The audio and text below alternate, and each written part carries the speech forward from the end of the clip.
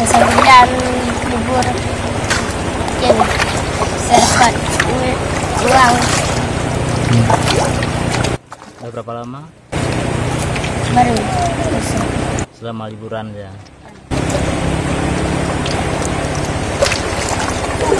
Gimana perasaannya?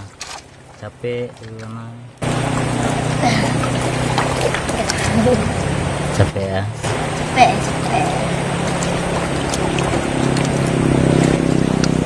Ini udah ada dapat belum? Udah ada yang dapat? Udah. Berapa banyak dapat?